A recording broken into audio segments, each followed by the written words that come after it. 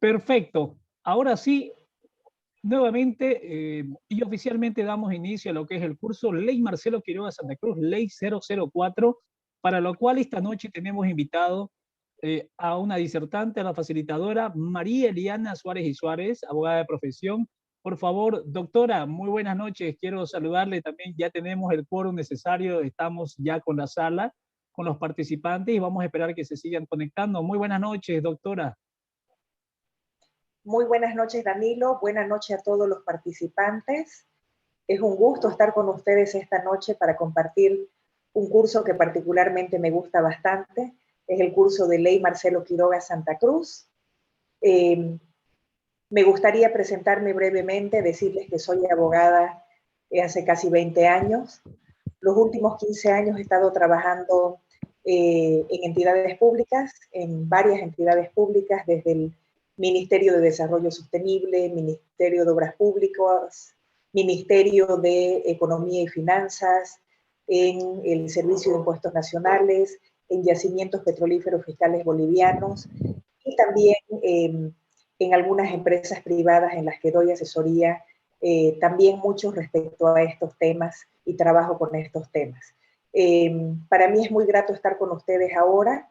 Vamos a ver un par de temas que son muy interesantes. Vamos a ver temas de transparencia y lucha contra la corrupción desde la perspectiva de estas dos leyes. Y Danilo, si es que usted me permite y si es que todos me escuchan bien y ven bien la presentación, me dicen por favor si es que la ven en pantalla completa, usted me da luz verde para que comencemos.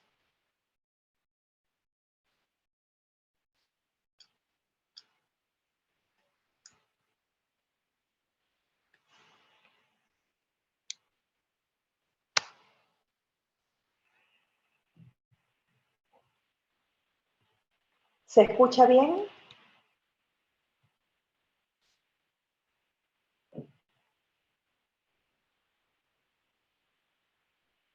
¿Me escuchan? ¿Pueden ver la presentación?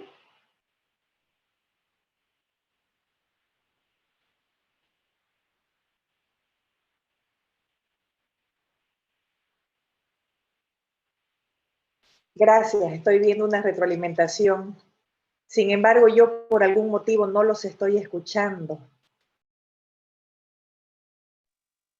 Sí, doctora. Sí, ahora sí. Ahora Bueno, ahora sí, mire, doctora, sí, tengo internamente, me estaban escribiendo de que sí, tenemos un muy buen volumen, tenemos buena imagen también, se ve la pantalla completa. Así que sin más que decir, yo me retiro internamente, voy a estar coordinando las preguntas, por favor, a todos, está abierto el chat, empiecen a escribir la consulta mientras va avanzando, así que yo la dejo, doctora, con lo preparado que usted tiene para nosotros en hoy, este martes 22, con el módulo 1. Así que adelante, la clase es suya, doctora. muchas gracias, licenciado. Bueno, yo les comentaba que vamos a ver dos temas importantes, temas de transparencia y lucha contra la corrupción, y los vamos a ver desde la perspectiva de dos leyes fundamentales y sus antecedentes. Vamos a ver la ley Marcelo Quiroga Santa Cruz, que es la ley que operativiza el tema, la que nos dice el qué, y luego vamos a ver la ley de unidades de transparencia y lucha contra la corrupción, que es la ley 974, que nos dice el cómo, es el procedimiento. Y vamos a irlo viendo esto de a poco. Vamos a comenzar viendo que los temas que vamos a hablar hoy tratan de precisamente las materias que comentábamos: ética, transparencia y lucha contra la corrupción. Cuando estamos hablando de ética en este tema, estamos hablando de la ética pública, la ética vista desde la perspectiva del servidor público y más específicamente desde la perspectiva del Estatuto del Funcionario Público.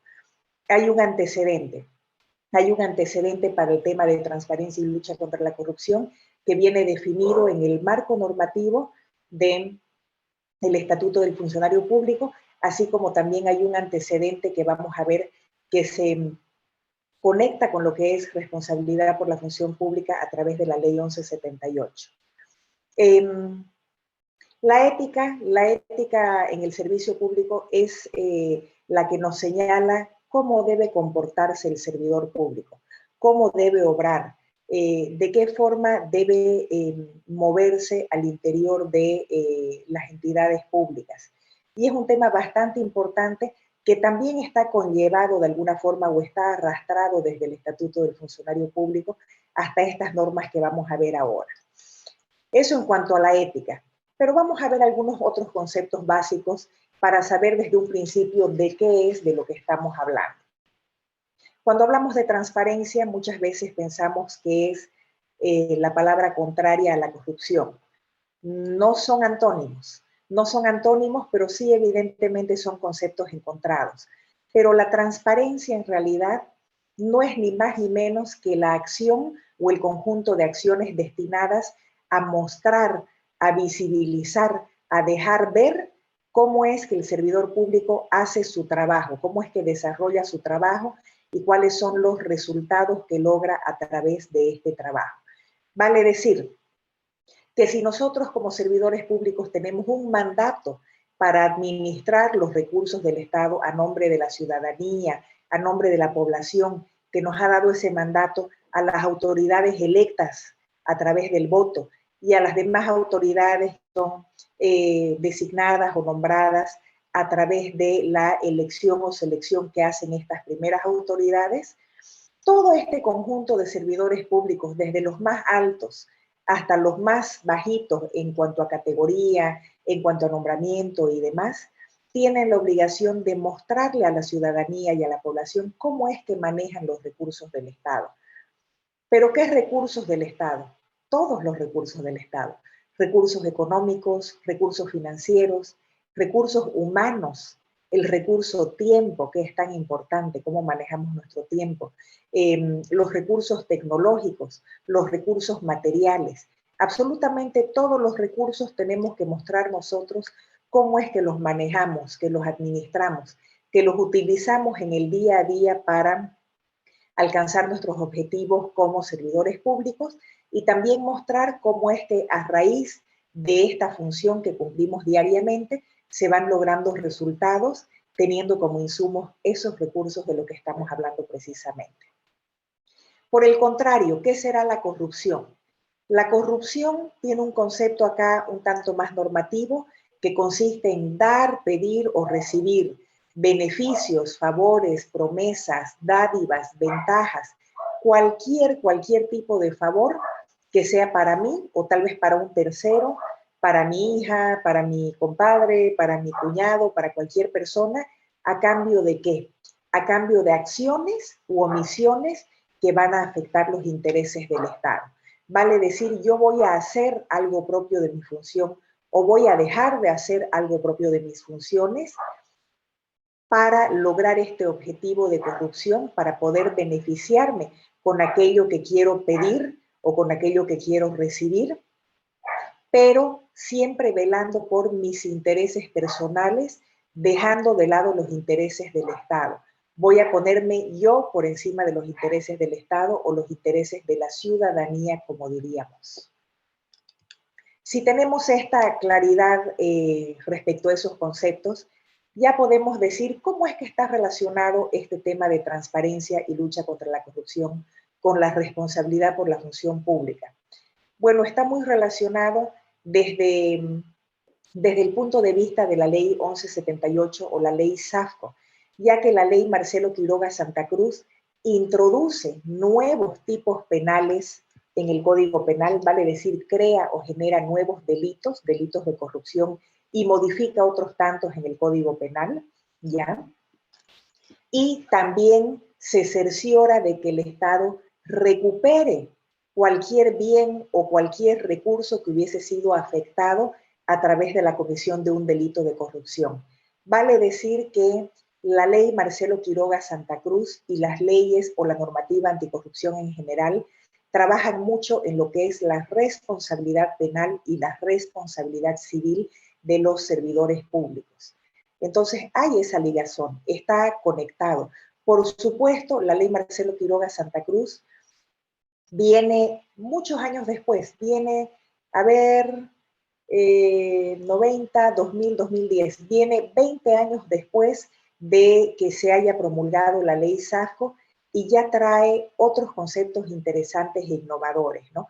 Como la responsabilidad de los particulares y otros temas que vamos a ver en el desarrollo de este curso, que vamos a tratar de disfrutar y que espero que ustedes puedan hacer las consultas cuando las tengan para que podamos hablarlas, charlarlas, responderlas. No va a haber ningún problema si es que alguien tiene una duda en que la comparta, por favor, para que podamos abordarla. Vamos a hablar del tema de dónde nace el tema de transparencia y lucha contra la corrupción. Nosotros en Bolivia muchas veces pensamos que la idea de los temas de transparencia y la normativa contra la corrupción la hemos ideado nosotros y que los bolivianos somos muy creativos y que ha salido de nosotros generar este tipo de normativa anticorrupción, tal vez para complicarnos la vida, ¿no? Pero en realidad no es así. En realidad, desde 1969 se comenzó a hablar en el mundo de temas de transparencia y lucha contra la corrupción.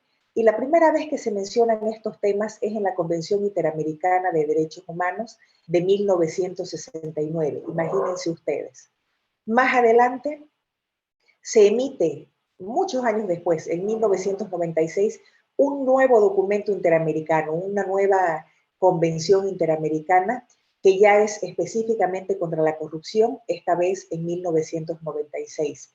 Y más adelante se amplía el espectro de regulación normativa y define también normas y medidas contra la corrupción y contra la delincuencia organizada, Naciones Unidas a través de dos convenciones, una del año 2000 y otra del 2003, específicamente contra la corrupción. Para quienes no son abogados, me dirán ustedes, ¿qué son estas convenciones? Bueno, nos vamos a poner en el contexto de que, así como los países necesitan emitir normas para regular la actuación de los particulares o de las personas naturales o jurídicas, públicas o privadas, nacionales o extranjeras que residen en su territorio, para tratar de poner un orden, también los estados, también los diferentes países necesitan un nivel de coordinación. ¿Cuánto? Cuando tienen intereses o preocupaciones comunes.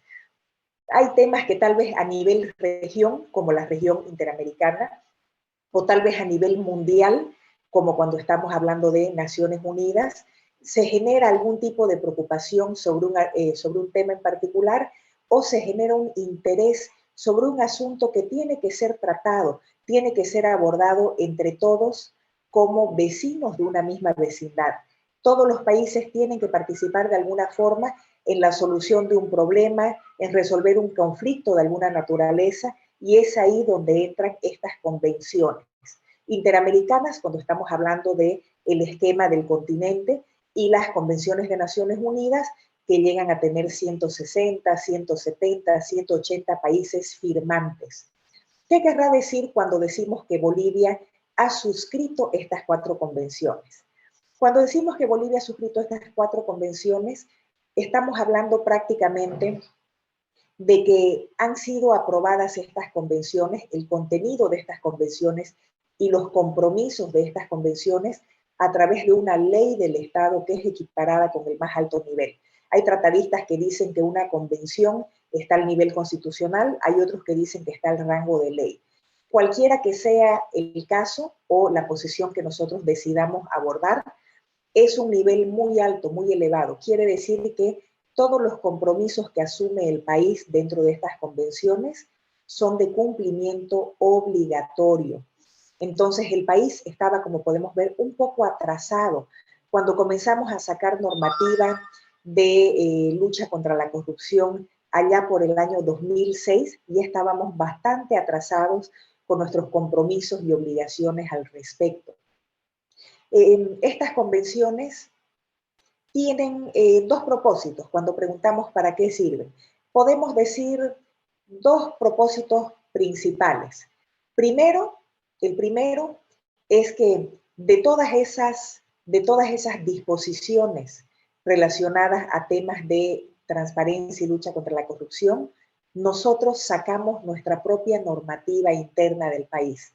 De ahí mismo, de todas esas obligaciones que vamos asumiendo para contrarrestar o para tratar el tema de corrupción en el mundo, nosotros hemos sacado nuestra normativa. Hemos ido viendo cómo es que en Bolivia íbamos a abordar el tema de la lucha contra la corrupción. Y el segundo motivo por el cual yo diría que son muy útiles es porque se incluyen en estas normativas la persecución de delitos transnacionales y también la cooperación entre estados para poder perseguir esos delitos de forma conjunta. ¿Por qué? Se preguntarán ustedes. Para todos aquellos que no están familiarizados con el tema, y voy a tratar de hablar de la forma más sencilla posible para que me entiendan todas las personas, que yo sé que la mayoría no son abogados o que se están familiarizando recién con la materia. Bueno, la ley Marcelo Quiroga Santa Cruz establece varios delitos de corrupción. ¿Cómo? Porque modifica el Código Penal. Modifica el Código Penal para introducir en el Código Penal nuevos delitos. El derecho es muy parecido a la medicina. Cuando nosotros hablamos de la medicina es muy amplia en cuanto a sus disciplinas, a sus ramas, ¿no? Hay gastroenterólogos, hay nefrólogos, patólogos, ginecólogos, pediatras, podiatras, etcétera. Es muy amplio, es muy especializada. En el derecho pasa lo mismo, hay derecho civil, bancario, bursátil, de familia, del menor, agrario, aduanero, minero, etcétera, etcétera, etcétera, del trabajo, de seguridad social. Bueno, es muy amplio, pero solamente cuando hablamos de derecho penal, solo cuando hablamos de derecho penal, hablamos de delitos, y solo cuando hablamos de delitos, hablamos de la posible sanción de cárcel, de apremio corporal, de cárcel, ¿ya? Entonces, por eso es que es tan importante, porque son probablemente las sanciones más fuertes que podemos recibir en nuestra vida. Únicamente cuando hablamos de tema penal, hablamos de delitos, y solamente cuando hablamos de delitos estamos hablando de la pena privativa de libertad, estamos hablando de cárcel. Entonces es sumamente importante que sepamos, por ejemplo, que dentro del derecho penal, por lo general está limitada la persecución de los delitos. Si es que alguien comete un delito, que comienza su ejecución el delito en Bolivia, yo comienzo a cometer un delito de corrupción acá, pero luego tal vez traslado el dinero a las Islas Caimán y luego ese dinero lo utilizo para abrir empresas y hacer lavado de dinero en Suiza. Luego vamos a explicar estos delitos por si acaso. Eso es un delito transnacional. Ha comenzado su ejecución tal vez en Bolivia y la continúa en 1, 2, 3, 4 países. Y a mí se me dificulta como Estado ir y procesar a esa persona. ¿Por qué? Porque el derecho penal, al igual que todos los derechos, funcionan dentro de los límites del territorio boliviano. Pero gracias a estas convenciones que estamos viendo acá, hay una colaboración internacional para investigar y para castigar delitos de corrupción, independientemente de dónde hayan comenzado su ejecución y dónde la hayan terminado. Entonces, como vemos, este es un marco normativo internacional bastante interesante y comenzó en 1969. Pasemos entonces a ver cuál será el marco normativo nacional. Y lo vamos a ver un poco cronológicamente, viendo cómo se han implementado las normas de transparencia y lucha contra la corrupción. Decíamos que a nivel mundial se comenzó a hablar de lucha contra la corrupción y transparencia en 1969. Pero en Bolivia la primera vez que hablamos del tema fue el 2007. Sí, señores, el 2007, a través del Plan Nacional de Desarrollo Bolivia Libre, Soberana, Productiva para Vivir Bien, ¿no? Ese plan de desarrollo fue un documento fantástico, un documento muy bien hecho, muy bien elaborado, y es la primera vez que se incluye la palabra transparencia y lucha contra la corrupción, y se las incluye en este plan de gobierno de forma transversal en todas las áreas programáticas, vale decir, en absolutamente todo lo que había programado el gobierno para ser ejecutado desde el 2006 hasta el 2010, estaba programado que la transparencia y la lucha contra la corrupción afecte a todas las áreas de intervención del Estado. Entonces, ahí comienza el tema. Más adelante, este precepto y este gran involucramiento con el tema de transparencia y lucha contra la corrupción que nos trae el Plan Nacional de Desarrollo es recogido un par de años después por la nueva Constitución Política del Estado de 2009. Entonces, esa Constitución Política del Estado es la primera que nos habla de lucha contra la corrupción y establece algunas disposiciones para la lucha contra la corrupción en Bolivia ya a nivel constitucional, vale decir, al nivel normativo más alto. En la norma más importante se establecen estos lineamientos. Ese mismo año, como una forma de mostrar la jerarquización del tema de lucha contra la corrupción, se emite una norma muy importante que es el Decreto Supremo 214, la Política Nacional de Transparencia y Lucha contra la Corrupción. Es un documento muy hermoso, muy lindo, muy bien elaborado, sigue siendo mi favorito hasta la fecha, pero es muy principista. Así como la Constitución nos da los lineamientos generales, las políticas, las estrategias, es el nivel normativo más alto, la Constitución y la Política Nacional de Transparencia siguen el mismo esquema, son principistas, pero ya luego, el siguiente año, el 31 de marzo de 2010, todo esto que estaba en el nivel estratégico comienza a aterrizar al nivel operativo y aterriza de golpe en el nivel operativo a través de la promulgación de la ley Marcelo Quiroga Santa Cruz. Y en esta ley ya se operativiza todo lo que se había dispuesto anteriormente en cuanto a principios, valores, definición de los públicos objetivos, etcétera, etcétera, se hace operativo finalmente en esta famosa ley Marcelo Quiroga Santa Cruz, que también es muy temida, ¿no es cierto? Y ya vamos a ver por qué. Y vamos a tratar de tener algunos tips para no asustarnos con esta norma.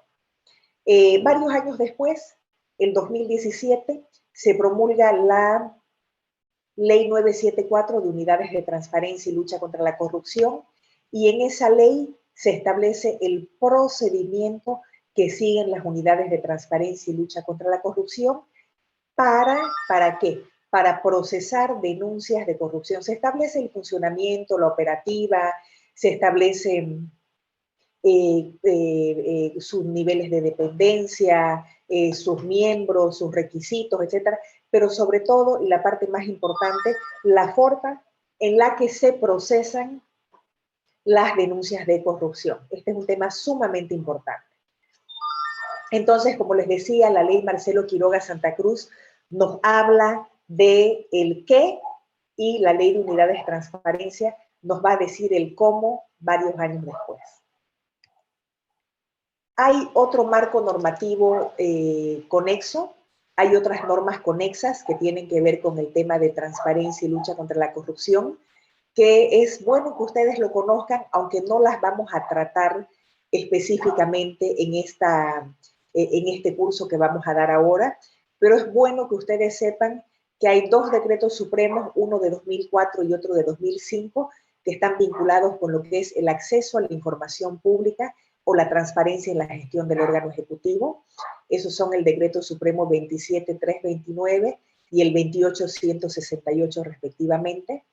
Después tenemos el 2013 la Ley 341, que es de participación y control social. Tenemos el mismo 2013 la Ley de Protección de Denunciantes y Testigos.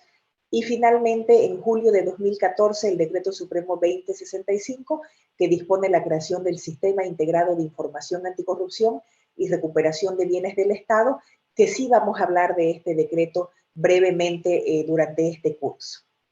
It's 20 hours. Muy bien, hemos dicho que todo el tema de lucha contra la corrupción es introducido en la Constitución Política del Estado, en el Plan Nacional de Desarrollo y en la Política Nacional de Transparencia. Pero no sabemos qué es lo que dicen estas normas.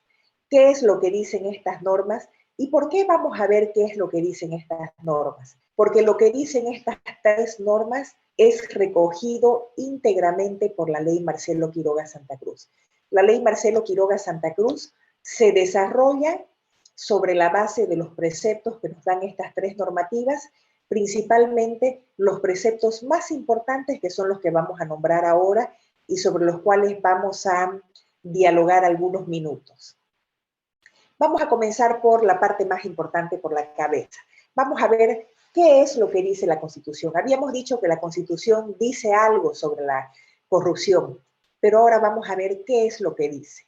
La Constitución específicamente dispone 3 cosas sobre el tema de corrupción que son también adoptadas en la ley Marcelo Quiroga Santa Cruz. La primera es la imprescriptibilidad de los delitos de corrupción, la segunda es la retroactividad de los delitos de corrupción y finalmente la obligación de todo boliviano de denunciar actos de corrupción. Vamos a explicar punto por punto porque probablemente en esta lámina estamos viendo la parte sustancial de lo que es la lucha contra la corrupción en Bolivia y estamos viendo el esqueleto vertebral de lo que es la ley Marcelo Quiroga Santa Cruz, porque todo esto que está en estas 3 normativas, como les decía, es recogido y aplicado en la ley Marcelo Quiroga Santa Cruz. Entonces lo vamos a poner en cristiano y lo vamos a explicar en facilito para todos aquellos ustedes que no son abogados y que probablemente son servidores públicos o pretenden ser servidores públicos, y vamos a dejarlo muy claro para que ustedes sepan de qué se tratan estas sentencias que dicta la Constitución, ¿no es cierto? ¿Qué es lo que dicta? ¿Qué es lo que sentencia? ¿O qué es lo que determina la Constitución sobre estos temas? Bueno, la Constitución dispone la imprescriptibilidad de los delitos de corrupción. ¿Qué será la imprescriptibilidad? Para analizar la imprescriptibilidad es importante comenzar por analizar el instituto contrario, que es el instituto de la prescripción. La prescripción es un instituto casi mundialmente adoptado, al menos en los países occidentales, y es una garantía que rige en las legislaciones o en los ordenamientos jurídicos, que nos dice que después de cierto tiempo que yo hubiese cometido un delito, si es que no me persigue la víctima, en este caso el Estado, que viene a ser la víctima de los delitos de corrupción, si es que la víctima no me inicia el proceso penal para sancionarme en su momento, va a ser castigada por no haber iniciado el proceso penal de forma oportuna y por tanto ya no se me va a poder sancionar. Pongámoslo en un ejemplo práctico. Estamos hablando de la prescripción. Pongámoslo en un ejemplo práctico. Digamos que yo he cometido un delito. Si nosotros revisamos el Código Penal, vamos a ver que los delitos tienen diferentes tiempos de prescripción, dependiendo si es que son delitos graves o si es que son delitos leves. Los delitos leves prescriben en 1 año, en 2 años, un delito grave prescribirá en un mayor tiempo. Digamos que yo cometí un delito que, según el Código Penal, prescribe en 2 años. Bueno, cometo el delito y a partir de la comisión del delito, el Estado, que es la víctima, tiene 2 años para iniciarme el proceso penal. Pero si es que el Estado se durmió en sus laureles, el Estado a través de la institución, por supuesto, ¿no? A través de las instituciones públicas en las que yo trabajo, o tal vez de la Procuraduría General del Estado, si es que la Procuraduría está participando, o el Ministerio de Transparencia y Lucha contra la Corrupción. Si es que estas entidades no me inician el proceso penal dentro de los 2 años y tardan 2 años y medio, por decir, en iniciarme el proceso penal, ni bien a mí me notifiquen con el inicio del proceso, yo inmediatamente me dirijo al juez con un escrito y le digo, momento, yo pongo acá una excepción de prescripción. Señor juez, el Estado tenía 2 años para perseguir este delito y como usted verá, han pasado 2 años y medio desde la comisión del hecho. Entonces, usted ya no me puede procesar por este tema.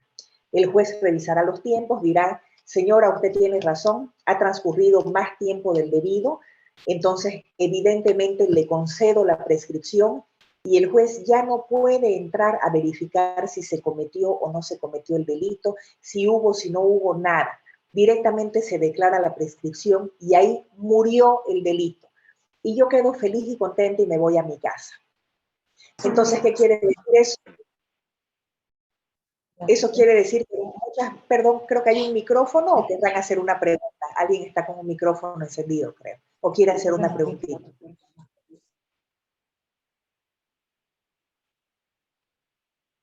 Creo que era el micrófono. Perfecto. Entonces, ¿qué quiere decir, por ejemplo, si es que yo soy servidor público y he cometido un delito, ya sea a propósito, de mala fe, o por error, o por ignorancia? Quiere decir que a veces uno está contando los días y los meses, ¿no es cierto? Ay, qué bien, esta responsabilidad ya va a prescribir dentro de medio año.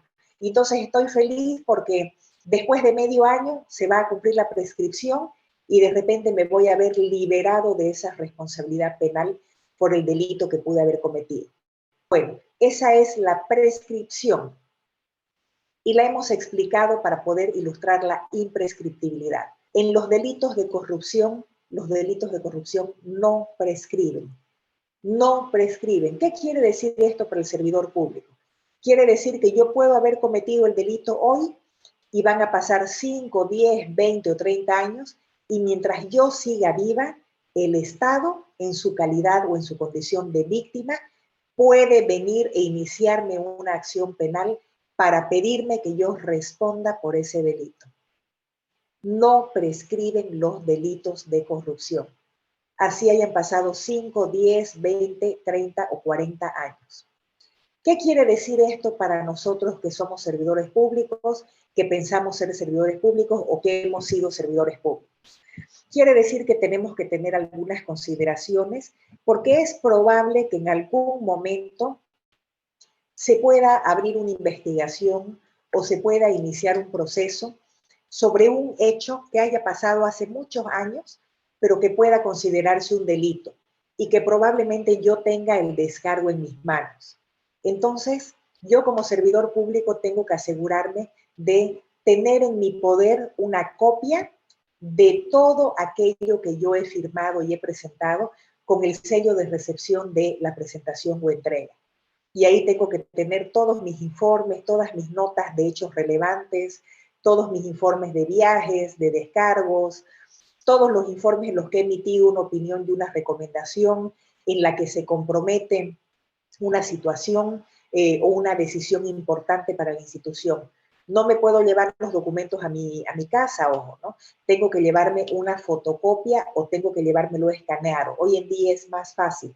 Puedo llevarme una copia de todo aquello que yo he firmado, estoy en mi derecho, no de lo que ha firmado mi compañero ni los otros, pero de lo que yo he firmado tengo el derecho de tener en mi poder una copia de todo aquello. ¿Por qué? Porque después de 10 o 15 o 20 años pueden venir a buscarme y decirme que yo he cometido algún delito. Y puede que yo tenga en mi poder el descargo, vale decir, puede que yo tenga en mi poder las pruebas que me salven o que hagan notar que yo no incumplí o que yo no cometí ningún tipo de infracción o ningún tipo de acción que pueda ser considerada delito o tal vez simplemente una contravención, pero tengo que guardar la documentación. Ese es un consejo que les doy. Tenemos que guardar, tenemos que documentarnos con todo aquello que ha salido de nuestra propia impronta personal, de todo aquello que nosotros hemos generado como servidores públicos. En cuanto a la imprescriptibilidad viene ese consejo. Ahora veamos cuál es el segundo tema que dispone la Constitución Política del Estado. Dispone la retroactividad de los delitos de corrupción. Al igual que en el anterior caso, para que entendamos mejor, voy a comenzar por explicar el instituto contrario, vale decir, el instituto de la irretroactividad, que también es una garantía que se encuentra plasmada en muchos ordenamientos jurídicos de muchos países del mundo. ¿Qué querrá decir la irretroactividad? La irretroactividad nos dice que todas las normas que salen, todas las leyes, todos los decretos, disponen para lo venidero. Vale decir, norman lo que viene a futuro. ¿Por qué será eso? Porque sería, pues, me generaría gran incertidumbre si es que hoy sale una norma que me va a regir lo que pasó hace una semana o lo que pasó hace 3 semanas, ¿no es cierto? No, no corresponde. Por lo general, la norma que sale rige, pero entra en vigencia un día, se promulga una ley, entra en vigencia desde el momento en que se promulga o si lo dice en otra fecha en la propia ley desde tal fecha y comienza a regir. Vale decir que su mandato, las normas, etcétera, rigen para lo que viene, ¿ya? Y eso es una seguridad jurídica que tenemos todos de que de repente no va a salir una ley mañana de que yo tenía que hacer algo ayer, ¿no es cierto? Es una garantía prácticamente. Entonces vamos a poner un ejemplo para entenderla mejor. Y vamos a poner un ejemplo bastante coloquial, un ejemplo muy sencillo. podemos decir que hoy ha salido una ley, se promulga una ley en la cual me dice que a partir de mañana va a ser delito asistir a las entidades públicas sin vestir uniforme. Sin vestir uniforme va a pasar a ser un delito, ya no va a ser una simple falta, va a ser un delito. Entonces, bueno, yo digo, ok, no hay problema, yo a partir de mañana voy con el uniforme. Ayer no fui con el uniforme, hace una semana tampoco, hace un mes tampoco, hace un año tampoco, pero no era delito ni ayer, ni hace un mes, ni hace un año. Como va a ser delito recién a partir de mañana, yo a partir de mañana voy con el uniforme y con eso se dará por entendido que no voy a tener ningún problema. ¿No es cierto? Así sería el razonamiento lógico, ¿no? Bueno, en el caso de la retroactividad no hay ese razonamiento lógico, ¿ya? No existe eso. La ley Marcelo Quiroga Santa Cruz fue promulgada el año 2010 y regía para todo lo venidero y también para todo lo anterior. Vale decir que habían personas que cometieron delitos de corrupción, gestiones anteriores, gestiones pasadas, que también han sido procesadas con la ley Marcelo Quiroga Santa Cruz. Entonces, es un tema delicado, es un tema muy grave, como ustedes podrán ver. ¿Qué pasaba con esas personas? Por decirles, había algún tema que, por decirles, el uso indebido de bienes y servicios públicos. Tal vez en algún momento esa normativa era simplemente una contravención. Tal vez simplemente si es que yo daba un mal uso a los bienes del Estado, si es que utilizaba el vehículo de la entidad para ir a recoger a mis hijos del colegio, o si es que utilizaba el predio de la institución para realizar mi fiesta de cumpleaños, tal vez sí me constituía una falta, pero todavía no era delito y yo decía, no me importa, voy a salir bien librado, y lo hacía de todas formas, ¿no es cierto? ¿Y qué me importa? Por último, es una pequeña falta, me van a dar una llamada de atención o escrita o verbal por ahí. Pero ¿qué es lo que pasa?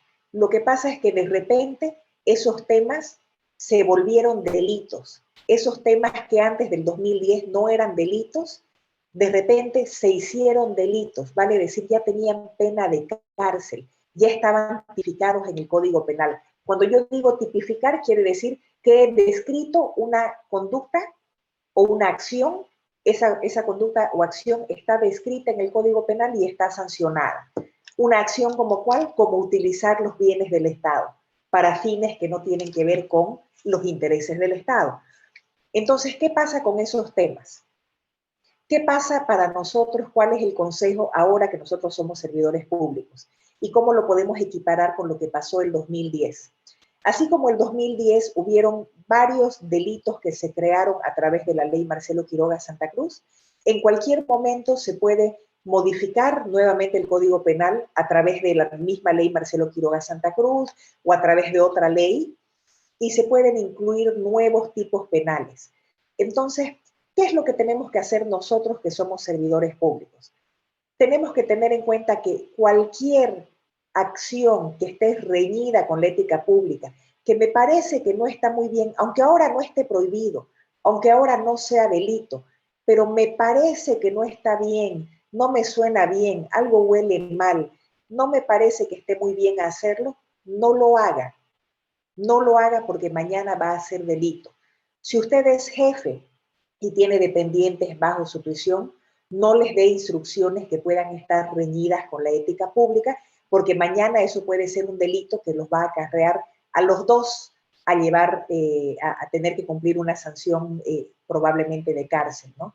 Si es que usted, por otro lado, es dependiente, si usted no es jefe, sino que usted es un funcionario profesional o técnico, no siga instrucciones que sean reñidas con la ética, no lleve adelante, no siga instrucciones o mandatos de un superior que puedan estar reñidos con la ética o que le suenen raros, porque mañana eso puede ser delito y va a ser retroactivamente aplicado ese delito hacia el pasado y podrían terminar en una situación delictiva y podrían terminar en una situación de cárcel.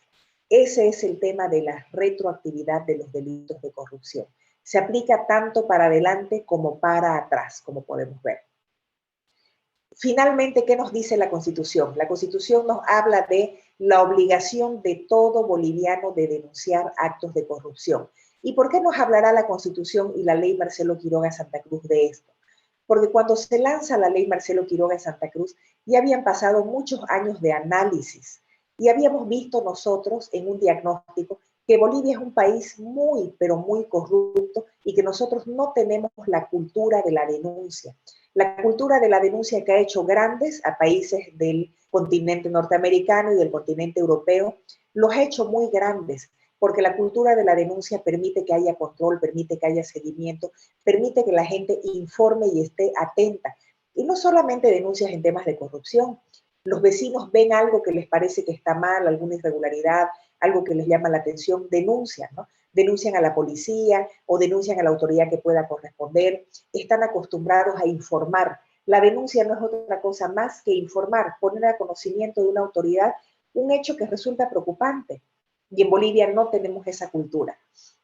Pero a partir del 2009 hay una obligación de todo boliviano de denunciar y sobre todo los servidores públicos. De hecho, si es que no denuncian, están cometiendo un delito.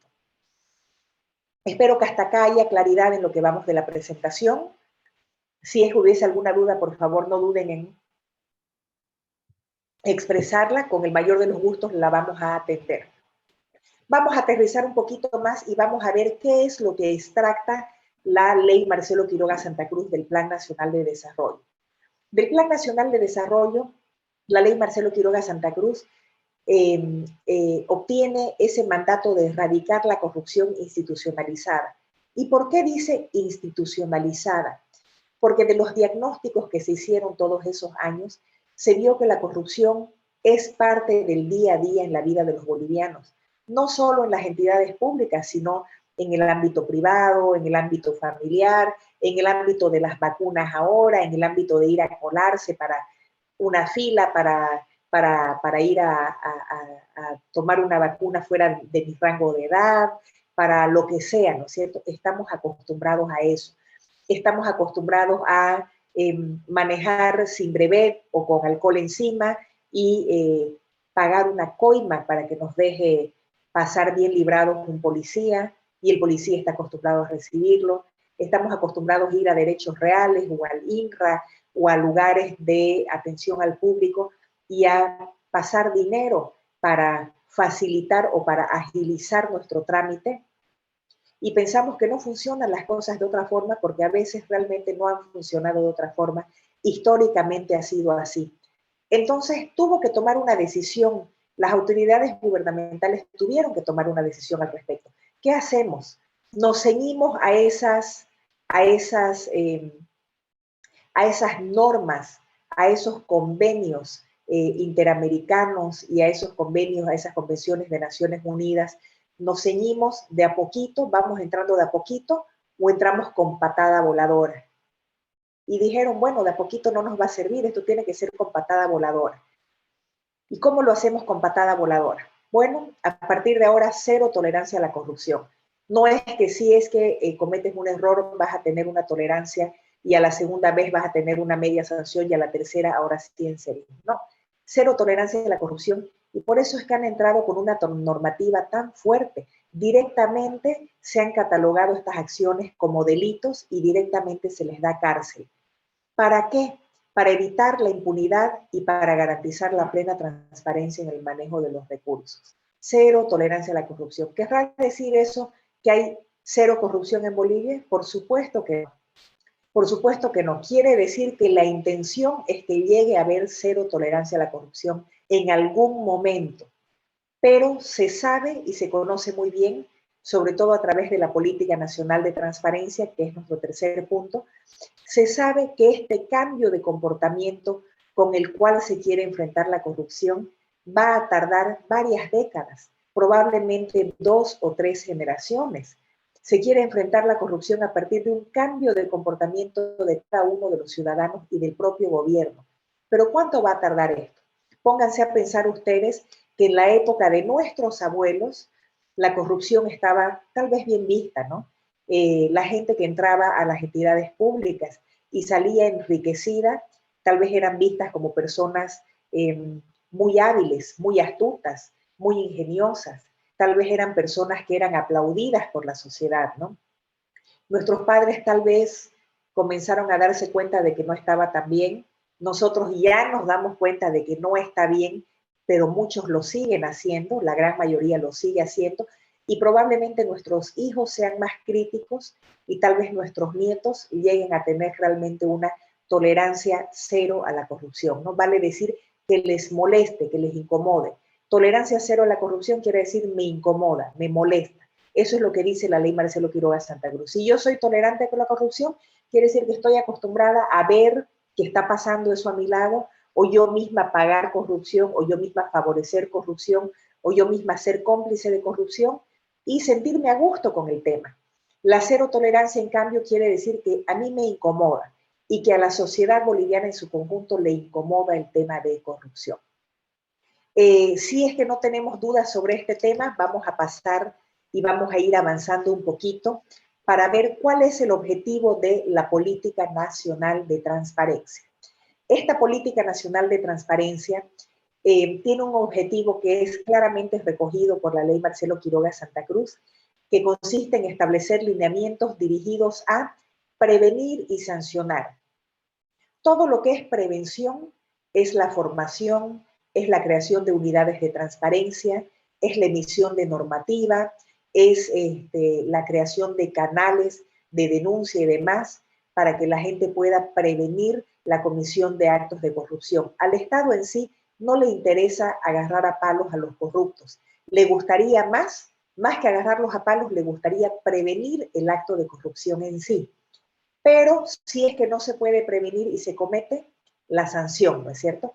Prevenir, evitar que ocurra y sancionar una vez habiendo ocurrido, no queda otra, aplicar las normas correspondientes a los delitos que vamos a ver en breve. Prevenir y sancionar actos de corrupción, ¿cómo? Facilitando a las instituciones públicas, a las empresas privadas, ojo, a la ciudadanía, medios de comunicación, organizaciones sociales y a toda la ciudadanía en su conjunto, instrumentos necesarios para desarrollar esa añorada cultura de cero tolerancia a la corrupción. ¿Qué nos dice la ley Marcelo Quiroga Santa Cruz? Vamos a aterrizar. ¿Por qué será tan operativa esta ley Marcelo Quiroga Santa Cruz? Esta ley establece mecanismos y procedimientos destinados a prevenir, investigar, procesar y sancionar actos de corrupción cometidos por ¿quiénes? Por servidores públicos, por supuesto, por ex servidores públicos también, están metidos en el tema aunque hayan renunciado, si es que han cometido un delito. Y también se incluyen, y esta es la parte más llamativa tal vez de la ley Marcelo Quiroga Santa Cruz, personas naturales o personas jurídicas como empresas, personas públicas y personas privadas también como nosotros, nacionales o extranjeras, que comprometan o afecten de alguna forma los recursos o los intereses del Estado. Y esta ley ya es operativa, ya establece los mecanismos y los procedimientos. ¿Cuáles serán los objetivos de la ley Marcelo Quiroga Santa Cruz? Los objetivos, como siempre, vamos a partir del objetivo de la prevención. La prevención es la parte más importante. Se pretende mentalizar a la gente, se pretende cambiar los conceptos, cambiar la idiosincrasia, cambiar la forma en la que percibimos la corrupción. ¿Para qué? Para poder evitar que se cometan hechos de corrupción. Evitar que se cometan. Más que castigar, le ingresa la prevención a la ley y hace un alto hincapié en este tema. Por eso ustedes el día de hoy, al estarse formando en temas anticorrupción, están ayudando mucho a la prevención porque ya van a saber exactamente cuáles son los puntos que hay que abordar y que hay que atacar para el cumplimiento de esta normativa que es la ley Marcelo Quiroga Santa Cruz. El segundo gran objetivo de la ley Marcelo Quiroga Santa Cruz, acabar con la impunidad. ¿Qué querrá decir acabar con la impunidad? Ustedes se acordarán, al menos aquellos que sean un poco mayores, aquellos que ya hayan tenido conciencia durante los 80s, se acordarán que durante los 70, 80, 90 y demás, nunca, nunca, nunca fue una persona presa por delitos de corrupción. Jamás. Solamente fue una persona en realidad. Fue don Oscar Franco, si es que se acuerdan ustedes, que estuvo un par de años, él es un mirista, un político mirista famoso de aquella época, que estuvo un par de años preso por temas de corrupción. Pero en realidad la mayoría de la gente que cometía hechos de corrupción salía bien librada, quedaba impune. Impune quiere decir que no se le podía aplicar ninguna sanción o que no se le aplicaba ninguna sanción a pesar de que habían cometido un delito o un hecho irregular. ¿Por qué? Porque no estaban bien determinados los delitos de corrupción y muchos de ellos no existían. No existían muchos de ellos. Pongamos, por ejemplo, que yo trabajaba en una entidad pública. Digamos que yo estaba trabajando en una entidad pública y que de repente en esa entidad pública a mí me habían dado esta computadora para que yo capacite al personal. Vale decir, me dieron este equipo de computación para que yo cumpla una función propia de mi cargo, que es capacitar al personal de la institución. Digamos que yo tengo que ir a prestar una capacitación en otra ciudad. Me voy a Camiri, saco la computadora institucional, la llevo, doy el curso y luego no la devuelvo. No devolvía la computadora yo. Me iba de la oficina, renunciaba y me llevaba la computadora. Y de repente la entidad me iniciaba un proceso penal por hurto. Y yo les decía, no, señores, eso no es hurto, porque yo no esperé a que ustedes se descuiden. El hurto tiene la característica de que al cuido una persona se lleva algo sin ejercer violencia. Alguien está mirando para el otro lado y yo le saco la billetera, ¿ya?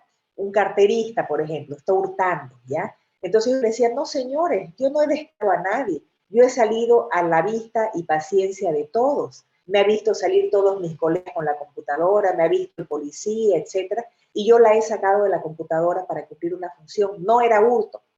Luego me querían iniciar un proceso penal por robo. Y yo decía, no, señores, yo no me he robado esta computadora, yo no he ejercido violencia, yo no me he puesto una máscara para entrar de noche a la oficina, a hurtadillas, rompiendo la chapa o la ventana para entrar y sacármela a la computadora del escritorio. No es robo. Y se quedaban sin poder sancionarme por el tema. Pero luego se define el tipo penal de peculado, que lo vamos a ver un poquito más adelante. Y el delito de peculado me dice que aquel servidor público que se apropiare de un bien como la computadora, que tenía en su custodia o en su guarda para cumplir una función propia de su cargo, tendrá una pena privativa de libertad de 4 a 8 años, por decirles, lo vamos a ver enseguida. Entonces, no habían los tipos penales, no había la descripción correcta del delito, había mucha impunidad con el tema de los delitos de corrupción.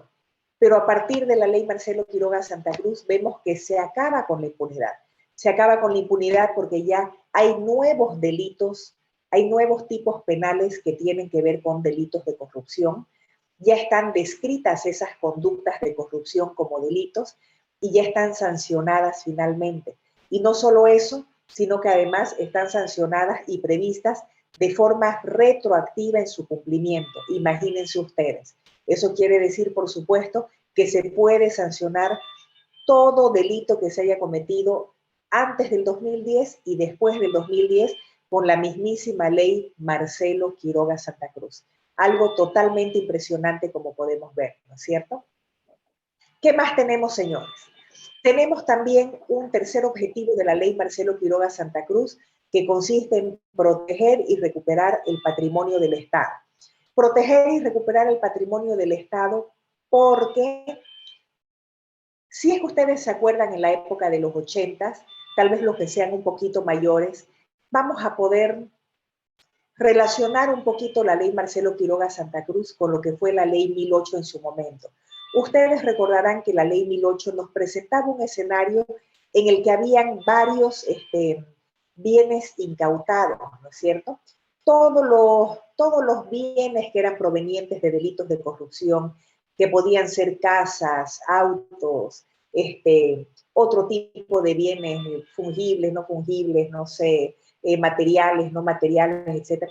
Todos los bienes que eran provenientes de hechos de narcotráfico pasaban a ser administrados por una entidad pública que podía manejarlos, los retiraba de la custodia de los narcotraficantes y los pasaba a la custodia del Estado para que sean manejados por el Estado, ¿no es cierto?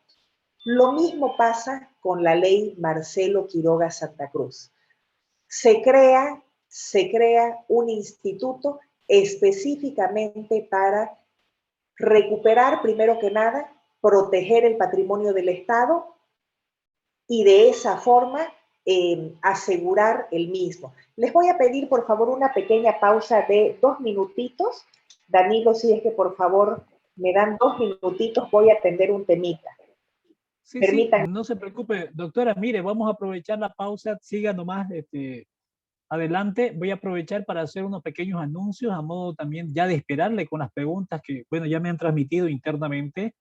La verdad que el primer anuncio es de que se va a comunicar a cada uno de los participantes el por favor que puedan reconfirmar sus datos para el certificado.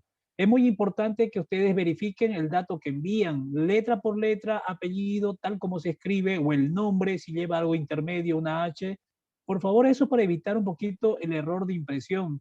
Esto se va a transmitir obviamente a un archivo Excel y luego se enviará lo que es la impresión, así que le vamos a pedir nuevamente que reconfirme, se le va a enviar un pequeño mensaje a cada participante, así que le vamos a pedir que lo respondan y también los que son participantes de otro departamento que no sea la ciudad donde estamos ahorita, que es la ciudad de Santa Cruz. Tenemos, la verdad, gracias a Dios, participantes de La Paz, tenemos participantes de Pando, así que muy agradecidos con todos los participantes de diferentes puntos.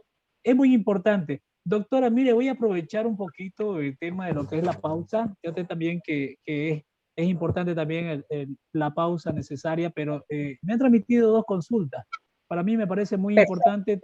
La primera es una reflexión que me dan, que me envían, y la otra sí es una consulta, la verdad que es un poquito preocupante, tal vez, desde el punto de vista que lo enfocan. Primero la sencilla, que, bueno, hablaba del tema de lo que es la prevención. Mencionaban ahí que es muy importante que cada uno haga esa prevención.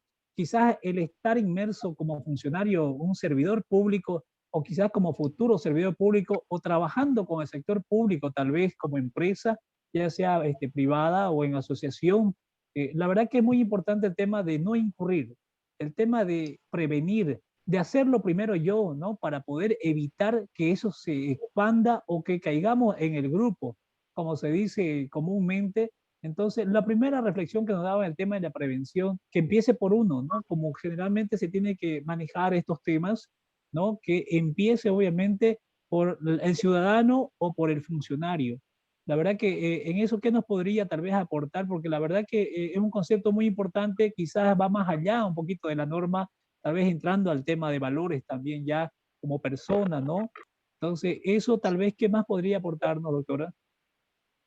Bueno, en realidad, Danilo, la prevención comienza con el conocimiento de los temas de los que estamos hablando. Nadie puede prevenir si no conoce, y ese es un tema muy delicado. Yo conozco varias personas que han incurrido en delitos de corrupción, han cometido delitos de corrupción por desconocimiento, porque no sabían que eso era delito. Y a muchísima gente le pasa, a muchísima. Vamos a analizar en breve los delitos de corrupción, vamos a ver muchos delitos de corrupción y vamos a ver de qué se tratan. Y ahí vamos a ver, la gente va a estar muy formada con eso. El principal punto de prevención es conocer aquello de lo que uno está hablando. Si uno no está formado en el tema, si uno no tiene información, si uno no tiene el conocimiento necesario, no puede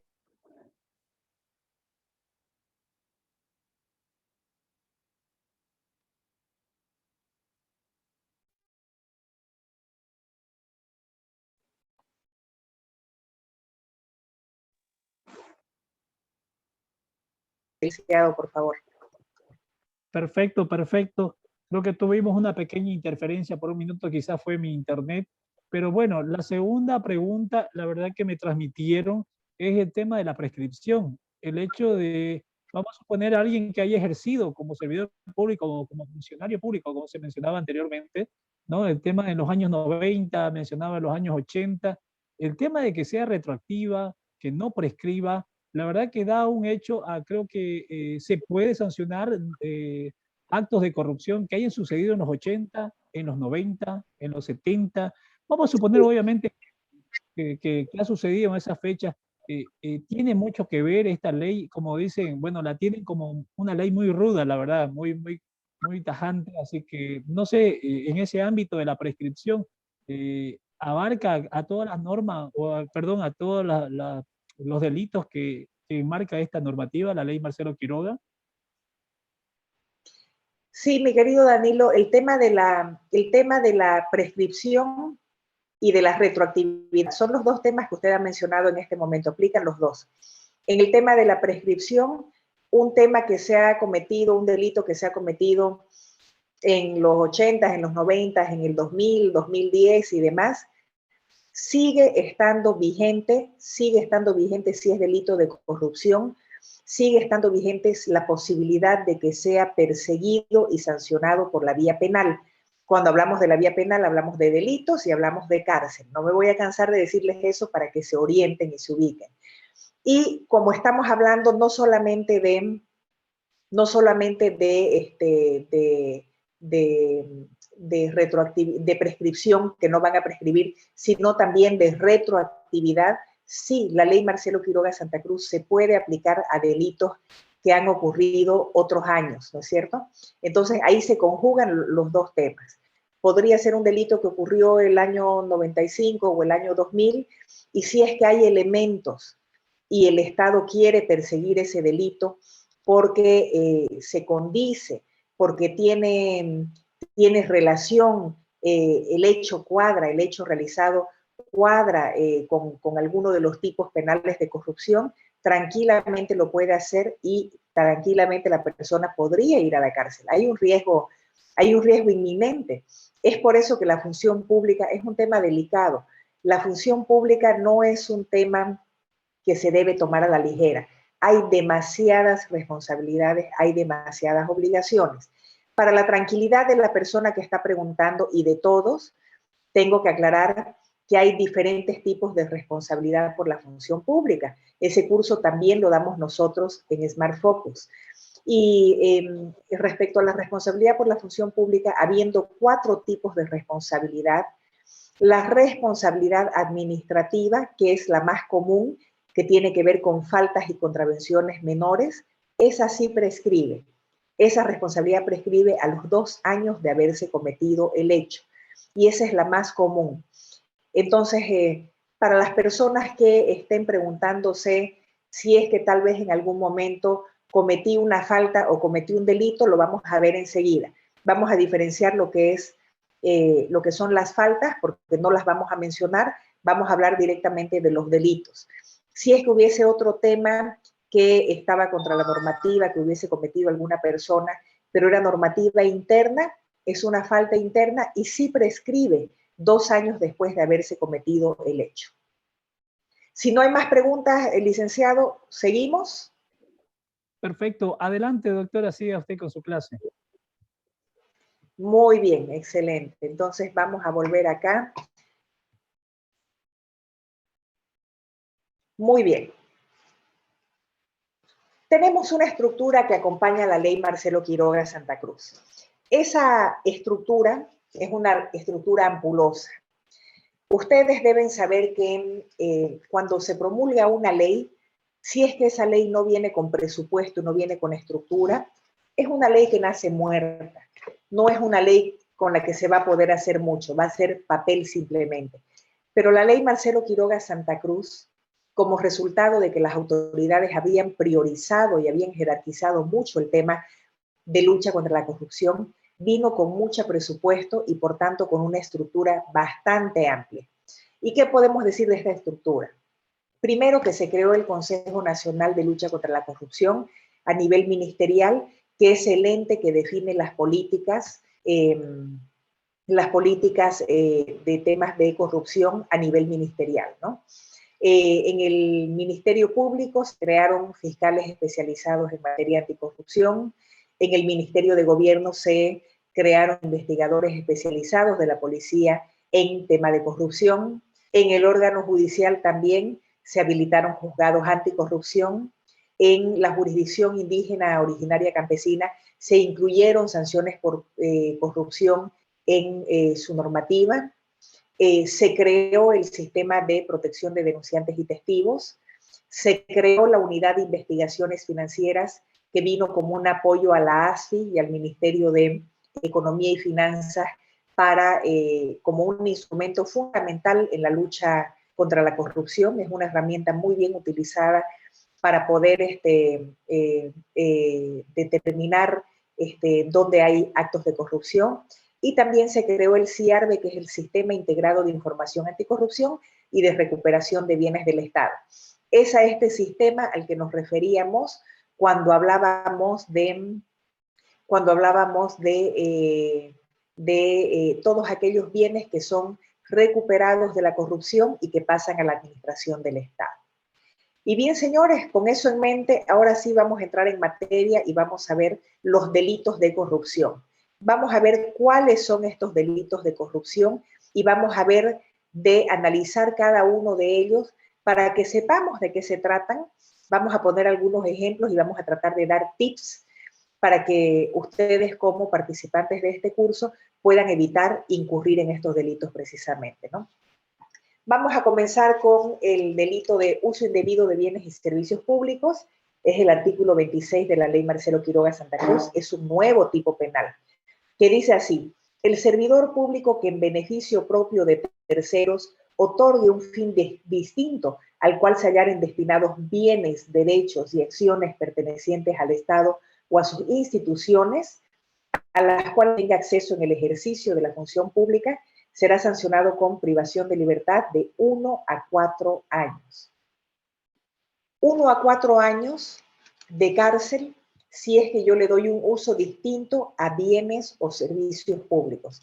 Vamos a ponernos en los ejemplos clásicos, el ejemplo en el que yo tal vez tengo que realizar una notificación y me asignan un vehículo institucional para realizar una notificación o para realizar algún acto propio de mis funciones y termino utilizándolo para un fin privado, ¿ya? Ese es el clarísimo ejemplo de uso indebido de bienes y servicios públicos.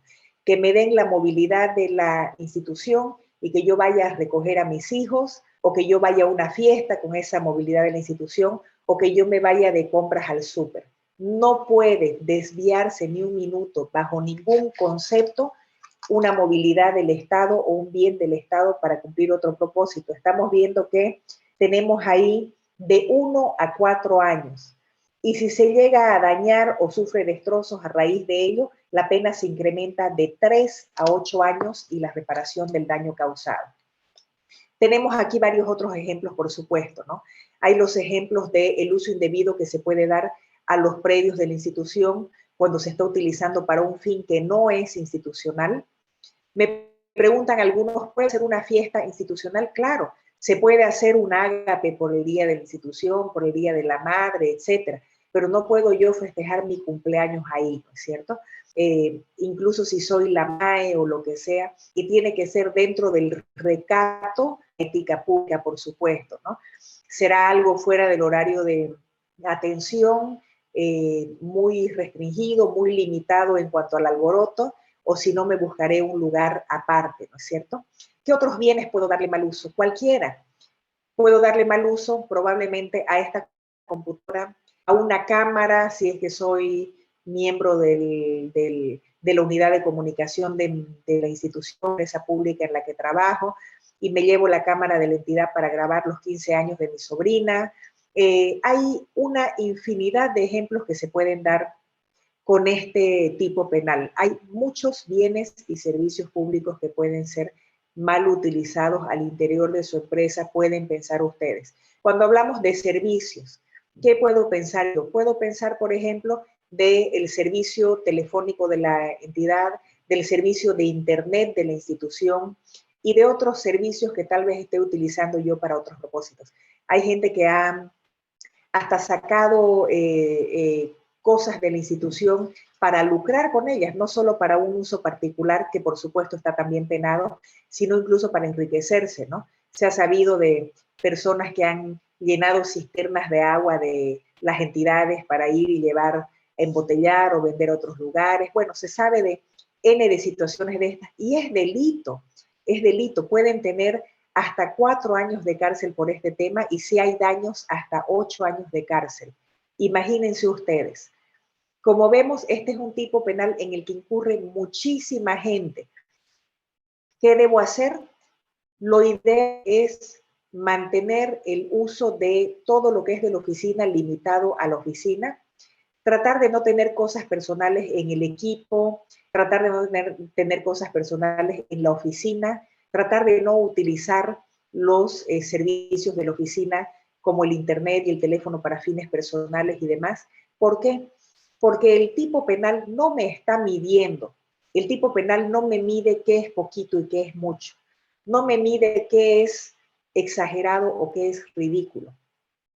Cualquier uso indebido puede ser catalogado como el delito que estamos leyendo en este momento y es por ello que tenemos que tener un gran cuidado del tema.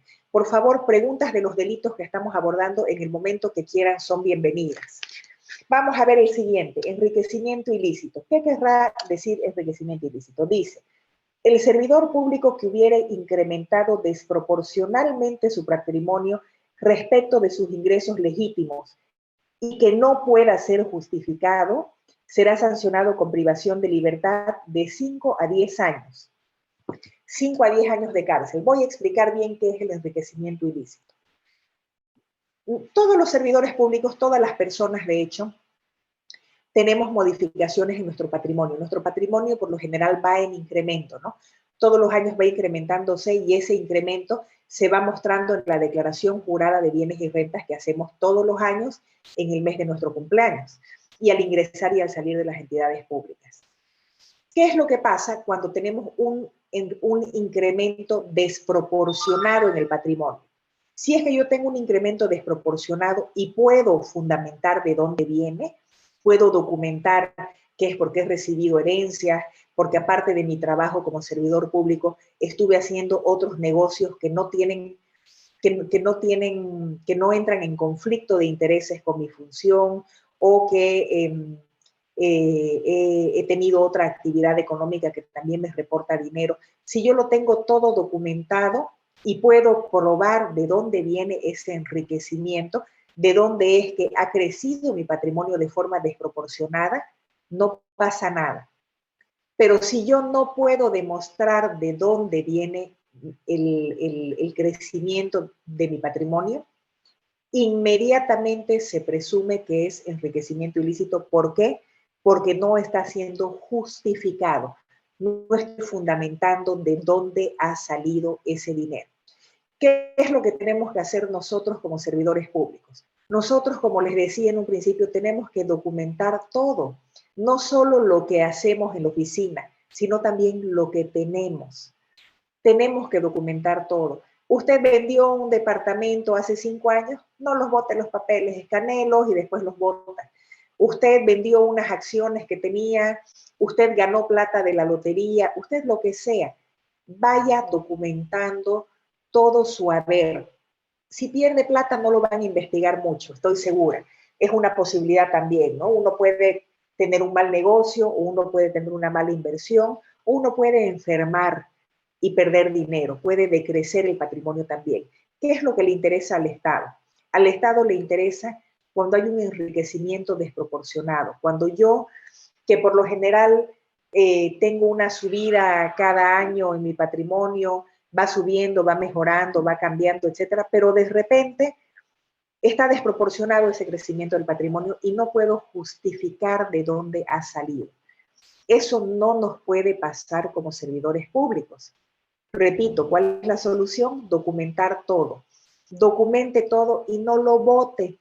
No se olvide que el enriquecimiento ilícito es un delito de corrupción que probablemente de aquí a 5, 10, 20 o 30 años le pregunten por qué es que usted tenía tanta plata el año 2021, y usted tiene que poder sacar la documentación para probar de dónde ha obtenido los recursos. Si puede probar y fundamentar de dónde vienen y que es de medios lícitos, no va a tener ningún problema. Al lado tenemos el artículo 28 en azul, que dice enriquecimiento ilícito de particulares con afectación al Estado. Ese delito está dirigido a los particulares, vale decir a las personas que no son servidores públicos. ¿Y cómo se aplica a ellos? A ellos se aplica de una forma diferente. Ellos, si es que se han enriquecido demasiado, desproporcionadamente, y no pueden probar de dónde viene el dinero, al particular el Estado además tiene que probarle que ha sido un enriquecimiento afectando los recursos del Estado, que de alguna forma, a través de algún contrato con el Estado, a través de alguna función en una empresa estatal o a través de alguna situación que haya afectado los intereses del Estado, se ha enriquecido ese particular. Vale decir, los particulares, los ciudadanos normales que no son funcionarios, no la tienen tan difícil como los servidores públicos. Los servidores públicos, solo por el hecho de no poder justificar de dónde viene ese dinero o ese gran incremento patrimonial que han tenido, ya es delito, solamente con ese hecho. Mientras que a los particulares, además, hay que probarles que se ha afectado al Estado. ¿Ya? Hay una diferencia sustancial, como vemos. Hay otro artículo interesante que introduce la ley Marcelo Quiroga Santa Cruz en el Código Penal, que es el favorecimiento al enriquecimiento ilícito. Y dice, el que con la finalidad de ocultar, disimular o legitimar el incremento patrimonial previsto en los artículos precedentes, facilitar su nombre o participar en actividades económicas, financieras y comerciales, será sancionado con privación de libertad de 3 a 8 años de cárcel. Imagínense ustedes. ¿Qué es lo que pasa, por ejemplo, cuando viene una persona, acá lo estoy explicando, el delito de favorecimiento al enriquecimiento ilícito? Viene de repente una persona, tal vez un amigo, un familiar, un vecino, un ex compañero de colegio, de la universidad, y me dice que está pasando por un divorcio difícil o que está teniendo una difícil situación en partir bienes con sus hermanos luego de la muerte de sus padres, y me pide que por favor yo le guarde en mi casa su auto, sus joyas, cosas que se ha comprado, acciones, o quiere poner a mi nombre una casa o un auto o un lote, o quiere poner a mi nombre acciones en una empresa, o quiere hacerme titular de una empresa. No tengo por qué sentirme halagada, no es un tema de confianza, ¿ya? Es un tema que puede ser muy perjudicial. ¿Por qué? Porque si usted es servidor público, ¿cómo es que va a poder demostrar que son de usted esos bienes? Si es que no hay cómo, si es que usted ayer había declarado en su declaración jurada que no tenía más que $2,000 en el banco y de repente aparece con un auto de $40,000 a su nombre o una casa de $200,000 a su nombre. No podemos los servidores públicos tener nada a nuestro nombre, primero porque podríamos estar incurriendo en enriquecimiento ilícito o directamente en favorecimiento al enriquecimiento ilícito, porque no sabemos de dónde vienen esos recursos. No sabemos si vienen de corrupción, de narcotráfico o de otro ilícito. Y no podemos los servidores públicos, en términos generales, tener cosas a nuestro nombre que no nos hayamos ganado con nuestro propio sueldo. No nos conviene, nos puede meter en graves aprietos prestar nuestro nombre para cualquier tipo de operación, ¿ya? Cualquier tipo de operación de otras personas, porque podríamos terminar cometiendo favorecimiento al enriquecimiento ilícito o enriquecimiento ilícito per se. Acá tenemos uno interesante, falsedad en la declaración jurada de bienes y rentas. Dice así, estoy leyendo el segundo de la segunda fila. El que falseare o omitiere insertar los datos económicos, financieros o patrimoniales que la declaración jurada de bienes y rentas deba contener, incurrirá en privación de libertad de 1 a 4 años. 1 a 4 años de cárcel si es que pongo un dato erróneo, en mi declaración jurada, o si es que omito ponerlo, directamente no lo pongo. Tengo una casa y no lo pongo. Tengo una deuda y no la pongo. Pongo mal un dato. Tengo en el banco $20,000 y puse que tenía 2,000. Es un delito, señores. ¿Se puede arreglar? Sí. Antes de que me inicien un proceso penal, acá está el tip, acá está la pauta, antes de que me inicien un proceso penal, si es que yo me doy cuenta que he cometido un error, debo inmediatamente ir a la Contraloría y hacer una declaración jurada rectificatoria para corregir ese tema. Pero tenemos que tener en cuenta nosotros que el principio de la declaración jurada es que yo no voy a cometer errores porque al ser un documento oficial de tanta importancia, lo he revisado pues 2, 3, 4, 5 veces antes de imprimirlo y firmarlo. Entonces tenemos que tener esos cuidados, por favor. Es sumamente importante. Vamos a ver esta lámina y una lámina más de los delitos de corrupción. Son 2 láminas que tenemos de delitos de corrupción. Hoy vamos a ver la primera, hasta donde nos dé, y mañana vamos a ver la segunda. Otro tema que se da mucho en las declaraciones juradas de bienes y rentas. ¿Cuánto deberé declarar yo en mi declaración jurada? ¿Un poco, todo, nada? Todo, señores, todo. He escuchado más de una vez a personas señalando, no pongas todo en tu declaración jurada porque si es que tenés algún problema con el Estado, van a ir y se van a agarrar tus cosas. Y yo les pregunto, señores, ¿ustedes creen que el Estado no sabe qué es lo que ustedes tienen? ¿Ustedes creen que el Estado nacional, central, departamental y municipal no están vinculados para tener información de derechos reales, información del RUAT, información del sistema financiero, etcétera, etcétera, etcétera? Por supuesto que sí. Información de importaciones, etcétera. ¿Qué debe contener mi declaración jurada? Absolutamente todo lo que tengo, porque la declaración jurada tiene que mostrar mi crecimiento patrimonial desde que ingresé a la función pública. Tiene que mostrarse cómo es que yo he ido creciendo cada año. Tiene que mostrarse de esa forma, porque de lo contrario, van a decir un día, ah, ahí está Eliana Suárez, mira, ella declaró que no tenía nada este año en su declaración jurada y ahora apareció con una casanga o con un autango. Eso es llamativo, eso es un indicio de corrupción. Lo mejor es declarar todo lo que se pueda y todo en tanto se pueda. Muy bien. Tenemos luego, ya nos pasamos al Código Penal para ver acá las modificaciones directamente, el artículo 142, el peculado. Es el ejemplo que yo les daba de la computadora de por qué antes quedaban en la impunidad los delitos. Y vamos a ver qué dice.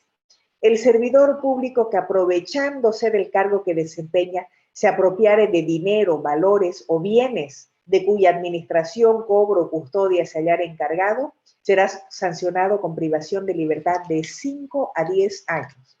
Si yo, como servidor pública, tengo a mi cargo, bajo mi custodia, la caja chica de mi gerencia o de mi unidad y me apropio de ese dinero o de los valores que tenga a mi cargo, de lo que sea, especulado, voy a tener de 5 a 10 años de cárcel. Si yo en la entidad en la que trabajo soy el encargado de almacén o de activos fijos y de repente me apropio de esos bienes o de esos activos que tengo bajo mi custodia en mi función de encargado o responsable de activos o de almacén, voy a tener de 5 a 10 años de cárcel. Me dirán, porque ya lo he visto, pero son los bienes en desuso, son los activos que ya están en desuso. Señores, son bienes del Estado. Puede ser una calculadora del año 50. It's 21 hours. Si es que ese bien está en desuso o está en uso, no tiene relación con el tema del peculado. En el peculado, mientras ustedes tengan un bien bajo su custodia, un dinero, un bien, un activo, cualquier cosa, que por su función tengan bajo su custodia, si ustedes se lo apropien, son 5 a 10 años de cárcel. Mucho cuidado con este tema, suelen haber muchas tentaciones, se han dado casos muy interesantes y muy grandes escándalos, sobre todo la gente que trabaja en el tema de activos, porque hay entidades que tienen tal cantidad de activos que creen sacando un 10, un 5, un 20% y llevándolo a vender como chatarra, como basura o como lo que sea, y sacando unos pesos, nadie se va a dar cuenta. Finalmente llega gente que se da cuenta y les inician los procesos correspondientes. Mucho cuidado con ese tema, es un delito en el que se incurre muchísimo en la función pública el peculado. Acá hay otro que me gusta mucho, es el delito de malversación, el artículo 144. Y dice así: el servidor público que diere a los caudales que administra, percibe o custodia una aplicación distinta de aquella que estuviera destinados, será sancionado con privación de libertad de 3 a 8 años. ¿Qué es la malversación? Mucha gente cuando hablamos de malversación piensa que la malversación es robarse la plata. No es robarse la plata la malversación. Vemos en las noticias, ¿no? Fulano ha malversado 5 millones de dólares. Y decimos, pucha, se robó 5 millones. No, malversación no es robarse la plata, es usarla para otra cosa. Como ustedes saben, en la función pública, absolutamente todo está presupuestado a través de la ley financiera, ¿no es cierto? Que es la única ley anual que rige solamente por un año. Todos los años el Estado saca su presupuesto general del Estado y en ese presupuesto cada una de las entidades tiene un presupuesto aprobado para diferentes partidas, subpartidas, etc. Entonces puede, por ejemplo, que yo sea el director ejecutivo o el jefe administrativo de una institución y hayamos tenido programadas para esta gestión, si es que trabajamos en la caja petrolera, por decirles, en una entidad pública, puede que hayamos tenido programado un dinero, $200,000, para la reposición de equipos de computación. Ya estaban muy viejitos los equipos y habían $200,000 destinados para la compra de nuevos equipos este año. ¿Qué es lo que pasa si de repente comienza la pandemia y yo como jefe administrativo, de oficioso o el director ejecutivo de repente dice, o el gerente dice, no, esta plata hay que utilizarla para lo que necesitamos. Ahorita necesitamos contratar más personal. Esos $200,000 no importa, nos quedamos con los equipos viejos, los utilizaremos nomás para la contratación de mayor cantidad de personal. Y lo hacen. Y lo hacen sin cumplir el procedimiento. Ahí está el tema de la malversación, el procedimiento. Hacen una asignación de recursos de una partida a otra sin haber hecho la correspondiente modificación presupuestaria. Una modificación que debería incorporar, que debería vislumbrar la aprobación del Ministerio de Economía y Finanzas Públicas, por ejemplo, ¿no es cierto? Entonces, directamente, por atender la emergencia, se olvidan del procedimiento y dicen, pero yo no me he robado esta plata, yo lo he utilizado para atender una emergencia. Sí, pero hay un procedimiento incluso para emergencias. Hay un procedimiento. Si usted utilizó el dinero de la partida de activos y lo pasó para utilizarlo en un gasto correspondiente a la partida de personal, sin haber utilizado el procedimiento previsto en la norma básica, usted ha cometido el delito de malversación y se puede ir a la cárcel por 8 años. Así de sencillo, imagínense. Entonces tenemos que tener en cuenta que no se puede mover alegremente el dinero. Esto va sobre todo para las personas que trabajan en las áreas administrativas, para los gerentes generales, para los directores ejecutivos, para los presidentes ejecutivos y también para las áreas que ejecutan, que a veces hacen una solicitud y tienen que pasar por estas certificaciones presupuestarias correspondientes, ¿ya? Las unidades solicitantes. El cohecho pasivo propio, el artículo 145, es el delito de corrupción por excelencia. Todo el mundo piensa que solo eso es corrupción, cuando en realidad todo lo que estamos viendo es corrupción, ¿no es cierto? La corrupción es mucho más amplia que el cohecho. ¿Y qué dice el cohecho? Vamos a ver los dos casos. El cohecho pasivo propio, que está ahí, y en la última fila, el último, el cohecho activo. Cohecho pasivo propio, el 145, dice, el servidor público o autoridad que para hacer o dejar de hacer un acto relativo a sus funciones o contraria a los deberes de su cargo, recibiere directamente o por interpuesta persona para sí o para un tercero dádivas o cualquier otra ventaja o aceptar ofrecimientos o promesas, será sancionado con privación de libertad de 3 a 8 años. O aceptare ofrecimientos o promesas. Aunque no reciba el dinero, aunque no reciba el regalo, aunque no reciba lo que me prometieron, si es que yo estoy haciendo algo a raíz de una promesa o dejando de hacer, ya es corrupción y me puedo ir 8 años a la cárcel. ¿En qué consiste este delito de corrupción? Como les decía, es el delito de corrupción por excelencia. Quiere decir que yo voy a dejar de hacer o voy a hacer algo de mis funciones. Por ejemplo, yo soy encargada de ventanilla en derechos reales, de una ventanilla, y para hacer mi trabajo, le voy a pedir a una persona o un administrado que me pague dinero para que yo se lo saque de una forma, o para que se lo saque de otra forma, o para que se lo saque rápido tal vez, o para que salga dándole algo más, ¿no es cierto? Voy a hacer algo propio de mis funciones, el trámite que yo hago en mi ventanilla. Y para eso estoy pidiendo plata, para hacerlo de X o Z forma, afectando los intereses del Estado. ¿Por qué afecto los intereses del Estado? Afecto los intereses del Estado porque estoy pensando en los míos y no en los del Estado. Es por eso que se afectan. ¿Será que también puede ser que me paguen para que deje de hacer algo? Claro. Si usted trabaja en una institución que es recaudadora, que recauda impuestos, por ahí yo voy y le pago a usted para que no me fiscalice, para que no me cobre un impuesto que le tengo que pagar al Estado, ya sea del nivel central, departamental o municipal. Entonces, probablemente usted venga y me diga, mire, le quiero pagar para que no me haga esta fiscalización. Y yo le digo, ya bueno, págueme $5,000 o $10,000 o 100 bolivianos. No sabemos, ¿no?, cuál es el precio de las personas. Entonces, ese es el cohecho pasivo propio. Es de la persona que está pidiendo o recibiendo el dinero. ¿Cuál será el cohecho activo? El último de la última fila. El cohecho activo me dice, artículo 158, dice así: el que directamente o por interpuesta persona diere o prometiere a un funcionario público o autoridad,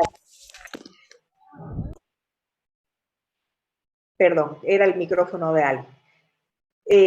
El que directamente o por interpuesta persona diere o prometiere a un funcionario o autoridad dádivas o cualquier otra ventaja para hacer o dejar de hacer algo relativo a sus funciones, será sancionado con la pena del artículo 145 hasta 8 años, disminuida en 1/3. Vale decir que el que ofrece también se va a la cárcel, el que ofrece. Pero a veces esa persona no está ofreciendo.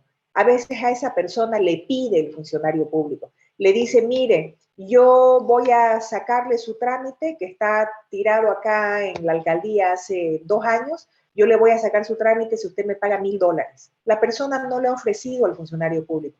El funcionario le está pidiendo.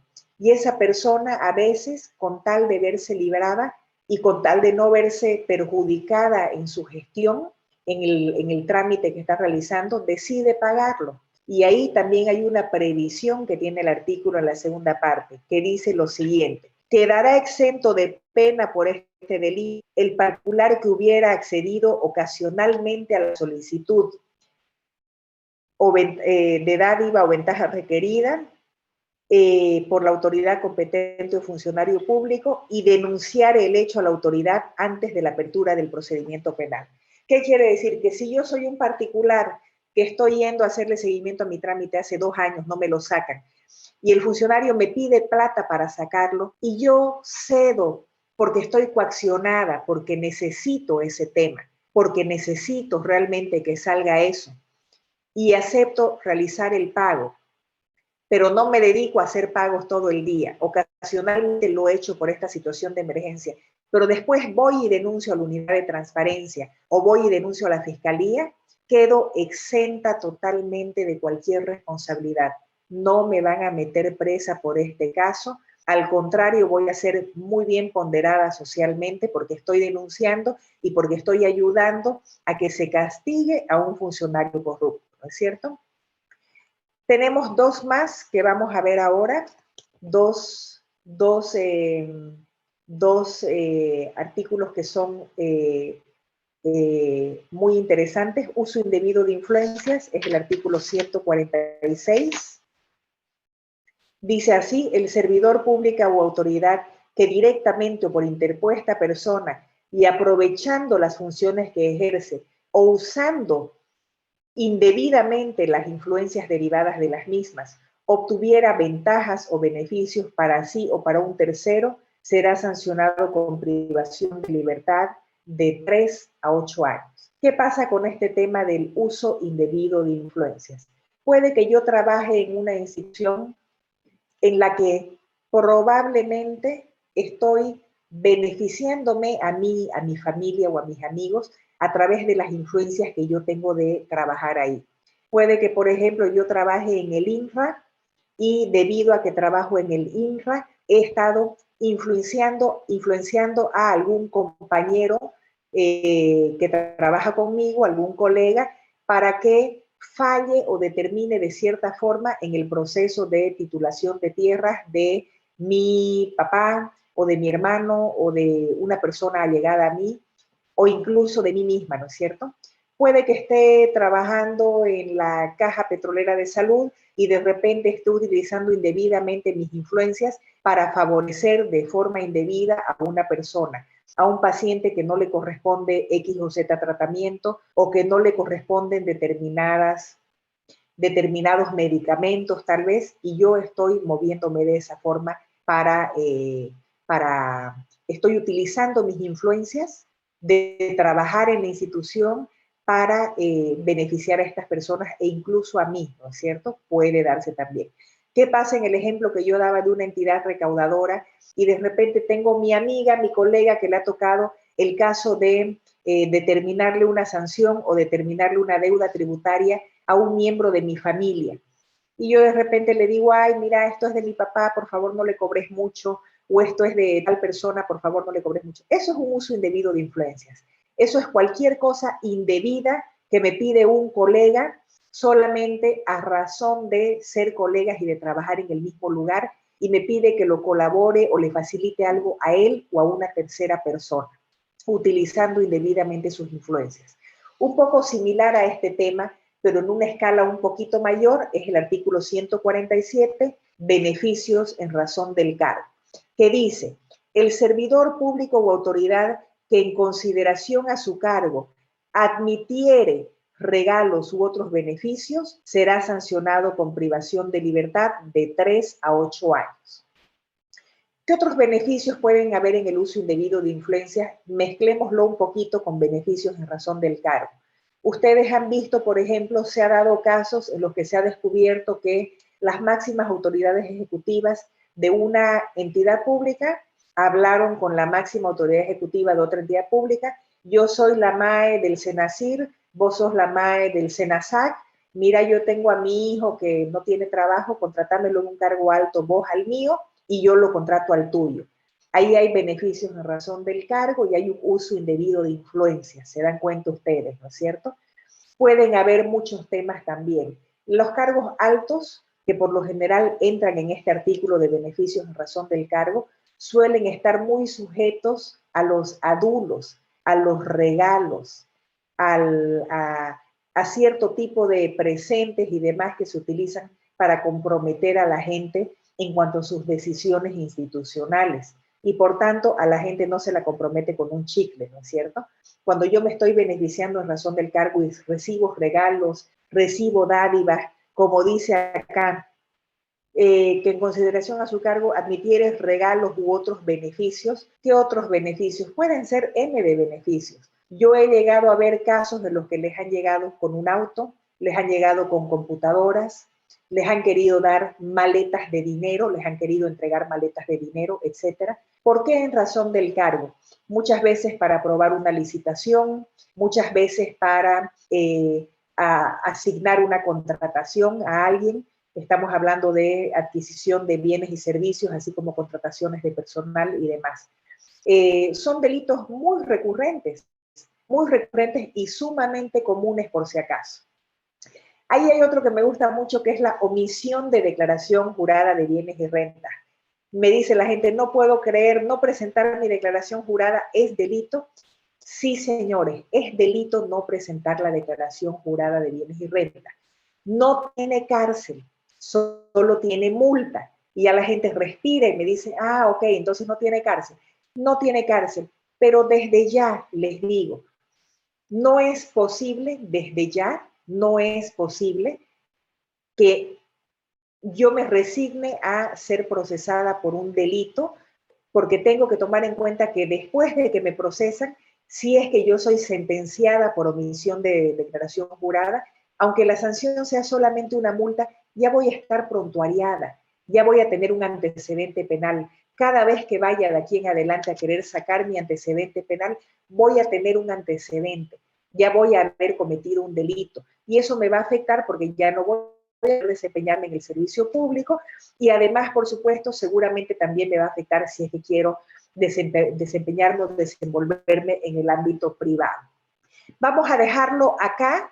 La próxima clase vamos a ver los últimos artículos de esta lámina y vamos a ver los de la siguiente lámina, que son estas.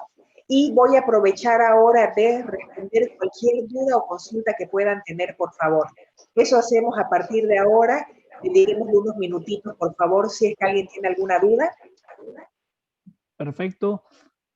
Bueno, doctora, le voy a tomar unos minutitos mientras se animan a hacer las consultas necesarias. La verdad que es muy importante a través de chat. Por favor, tengan alguna duda, ya sea personal, ya sea de alguna experiencia que han visto, o quedaron tal vez con ese interrogante de, ¿será que era delito? ¿Será que lo que hacía mi jefe o lo que hacíamos en el grupo, quizás sin conocimiento, como usted dijo, muy importante, el hecho del conocimiento de esta norma nos abre los ojos para evitar y prevención, ¿no? Lo que habíamos mencionado anteriormente, ¿no? El tema de lo que es prevenir. Así que es muy importante el conocer lo que estamos haciendo prácticamente en el curso. Deme un minutito, voy a hacer unos dos pequeños anuncios mientras van pasando las preguntas por el chat, por favor, y alguno que desee tomar la palabra y también hacerlo mediante el micrófono, también bienvenido, le vamos a dar el espacio. Bueno, a ver, vamos a ver lo siguiente en cuanto a lo que es dos pequeños anuncios en cuanto al material. Sé que algunas personas quizás están con esa duda. El material digital se le va a pasar después de los dos módulos. Pierdan cuidado todas las diapositivas, material adicional de consulta, también bibliográfica, de respaldo para que puedan tenerlo y ahondar también un poco más. Ya por cuenta propia sería también, se le va a proporcionar mediante unos links también que tenemos muy importantes. En lo otro, hay personas que quizás han tenido problemas con conectarse temprano o quizás su conexión no es muy buena, su internet, quizás han tenido problemas o han salido y entrado nuevamente en la sala varias veces. Entonces pierdan cuidado, la clase está siendo grabada, la clase se le va a enviar también como parte del material así completa desde el inicio hasta el final para que puedan obviamente tenerlo de referencia y puedan nuevamente en su tiempo disponible, puedan tenerla la clase completa para poder revisarla y bueno, cuadrarla con el material bibliográfico también que se va a dar. Bueno, nos pedían si podíamos incluir internamente, nos dicen por el chat si podemos incluir algo más de otros temas, pero también es muy importante que nos basemos en el temario que se ha ofertado, ¿no? Entonces vamos a tratar tal vez quizás mencionan lo que es añadir la retardación de justicia, pero si tuviese alguna relación, bueno, obviamente mencionarla, pero en lo posible nosotros tratamos de ofertar un temario que vaya de acuerdo a lo que nosotros estamos brindando como curso y obviamente ya si hubiesen otros temas también más amplios que podamos nosotros abarcar, obviamente vamos a hacerlo. Así que pierda cuidado la persona que menciona el chat, ¿no? Bueno, de todos no modos, sé es qué... oportuno, Danilo, decirle a la persona, para que lo sepa, la retardación de justicia no es un tema de corrupción, no es un delito de corrupción, la retardación de justicia. La retardación de justicia es algo de lo que adolece nuestro sistema de justicia, que es terrible, ¿no? El sistema judicial en Bolivia tiene muchas falencias. Entre ellas la retardación de justicia debido a la acumulación de casos y demás, pero no está vinculado directamente con el tema de corrupción, aunque en algún momento, claro, podría haber un tema de retardación por corrupción, ¿no es cierto? Y podríamos llegar a un incumplimiento de deberes formales, perdón, un incumplimiento de deberes que lo vamos a ver en la siguiente clase. Estoy viendo que me piden también normativa de acceso a la información. Claro, claro que sí. La normativa de acceso a la información, tenemos dos decretos supremos de acceso a la información que son estos que hemos visto acá. Tenemos el Decreto Supremo 27329 y el Decreto Supremo 28168. No tienen que ver con tema de corrupción, tienen que ver con acceso a la información pública, que es otro de los componentes que manejan las unidades de transparencia. Son el Decreto Supremo 27329 y el 28168, que tienen que ver con acceso a la información pública. Y le comento a Karen, que veo que está interesada en el tema, le comento a Karen que próximamente, dentro de unos meses probablemente, se va a emitir una ley de acceso a la información pública que en este momento se encuentra en discusión en las instancias correspondientes. Entonces, ya va a haber algo más actualizado. Con todo gusto, estimada Karen. Con todo gusto. Bueno, si es que no tienen preguntas para ahora, para mí es de verdad un gusto haber estado con ustedes hoy. Espero que piensen para las preguntas que puedan tener para la próxima clase. Lo vamos a mantener así, es 1 hora y media por día, más o menos lo vamos a mantener en 1 hora 45. Si es que hay preguntas, las vamos a responder, no se preocupen. Para mí es un placer estar con ustedes, es un gusto y nos vamos a ver el día jueves conmigo. Danilo, un gusto, yo lo dejo a usted para que haga sus anuncios. Doctora, Perfecto. Una pregunta. Tenemos una preguntita, doctora, por favor. Sí, por favor, la escucho. Ya. Por ejemplo, si usted mencionó de que si se hacía uso de, por ejemplo, de internet, de máquinas o todo de una entidad pública, si fuera fuera del horario, digamos, ¿no? Pero dentro de la institución, igual es un delito. O sea, Sí, a ver, no es el horario el tema. No es el horario el tema. digamos, el horario es de Es 8 la finalidad. a 3. El horario de 8 a 3, por decirle, y a partir de las 3, pero en la misma institución realizan el uso de equipos o de internet o de otras cosas para utilizarlo en cosas personales, ¿igual es un delito? Justamente cuando hablábamos de ese delito, les explicaba que se pueden dar extremos en la interpretación. Es un delito en el que se puede maximizar o minimizar su aplicación y no sabemos cuál va a ser la perspectiva o la óptica del denunciante, ¿ya? Puede ser algo tan burdo como que esta persona estaba utilizando el internet de la empresa para ver su Facebook. No tiene que ver con el horario. No tiene que ver con el horario, tiene que ver con que son recursos del Estado. En ningún horario se pueden utilizar para fines distintos a los señalados. Yo no puedo utilizar el internet del Estado para ver mi Facebook, no puedo utilizar las líneas del Estado para llamadas personales, no puedo. Pero obviamente eso es entrar a hilar fino, eso es entrar a hilar fino. Ahora usted si me dice, ¿me pueden iniciar un proceso penal por eso? Sí, le pueden iniciar un proceso penal. Si yo lo he visto, no lo he visto. Por internet, por Facebook, por teléfono, no lo he visto. He visto amonestaciones en sede administrativa. He visto que les han hecho llamadas de atención como falta o contravención administrativa. Sí lo he visto muchísimo por utilizar vehículos, utilizar equipos, máquinas, computadoras, filmadoras y demás para fines no institucionales. Y los predios de la institución también lo he visto muchísimo. No sé si eso le responde la pregunta, doctora. Sí, está bien. Gracias, doctora. Con todo gusto. Perfecto. Mire, vamos a aprovechar, la verdad que hubo la consulta justo en el momento, mientras alguien más, tal vez para ya ir cerrando con lo que es esta clase, bueno, mencionarle nuevamente a todos de que al finalizar los 2 módulos se les va a enviar los videos, nos vamos a comunicar a través de WhatsApp, a través del número de contacto, para que puedan obviamente reconfirmar sus datos, tanto el nombre como esté correctamente escrito, como así también el departamento de donde participan. Eso para que podamos, obviamente, tener los recaudos necesarios para poder enviarle o poder hacer llegar el tema de lo que es los certificados.